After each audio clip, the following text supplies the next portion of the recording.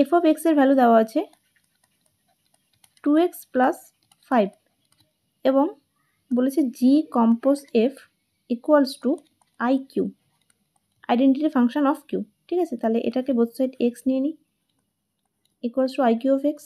দেখো identity function কী দেয়, যেটা থাকে সেটাই বার করে। ঠিক আছে, তাহলে এক্সই হবে।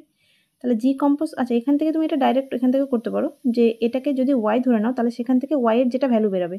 ঠিক আছে, মানে এটা বলছি যে 2x plus 5 equals to Y যদি ধরে নাও, তাহলে এখান থেকে এক্সের ভ্যালু আমাদের ওয়াইয়ের আকারে বার করতে হয়। তাহলে এক্সের ভ্যালু কত হবে, এখান থেকে ওয়াই মাইনাস 5 যাবে, তাহলে 1/2 ইন্টু ওয়াই মাইনাস 5। তাহলে এটাকেই আমরা এক্স আকারে লিখলে ফাংশনটা পেয়ে যাই। ঠিক আছে, তাহলে তোমার ফাংশনটা হবে হাফ এক্স মাইনাস 5, মানে অপশন বি হবে অ্যান্সার। কিন্তু এই সাইড থেকে যদি করা যায়, অপশন বি হবে অ্যান্সার। এই সাইড থেকে করলে কত হবে, G of F of X equals to X.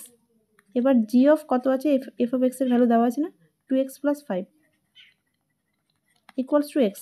এবার দেখো ফাংশনগুলো কেমন বের হয়, এফ অফ এক্স আছে তো ফাংশনটা এক্স আকারে বেরিয়েছে, তাহলে আমি চাইছি যে জি অফ সামথিং আছে, তাহলে এই জিনিসটাকে আমি এই আকারে লিখবো। ঠিক আছে, তাহলে আমার যেটা দরকার আগে আমি লিখে নিচ্ছি 2x প্লাস 5। এবার আমি অ্যাডজাস্ট করবো যাতে ভ্যালুটাকে ইকুয়াল থাকতে হবে, তো এখানে এক্স আছে, আমি এখানে 2x লিখেছি, মানে 2 গুণ করেছি, তাহলে হাফ দিয়ে গুণ করে দাও যাতে এক্সের ভ্যালুটা সেম থাকে। তাহলে এটা গুণ করলে এক্স থাকলো, কিন্তু আমি এক্সটা লিখে দিয়েছি 5/2, যেটা এখানে ছিল না, তাহলে আমাকে এক্সটা 5/2টা মাইনাসও করতে হবে। ঠিক আছে, তাহলে এখান থেকে যদি তুমি হাফটা কমন নিয়ে নাও তাহলে কত হবে, 2x প্লাস 5 মাইনাস 5। ঠিক আছে, তাহলে এটাই হচ্ছে ফাংশনটা, মানে তোমার জি অফ যেটা আছে হাফ ইন্টু সেটা মাইনাস 5 বেরিয়েছে, তাহলে তুমি এটাকে জি অফ যদি এক্স ধরো, মানে এটাকে এবার এক্স দিয়ে রিপ্লেস করবো, জি অফ এক্স তাহলে কত হবে, হাফ ইন্টু এটার ভ্যালু এক্স মাইনাস 5। ঠিক আছে, তাহলে অপশন বি হবে অ্যান্সার।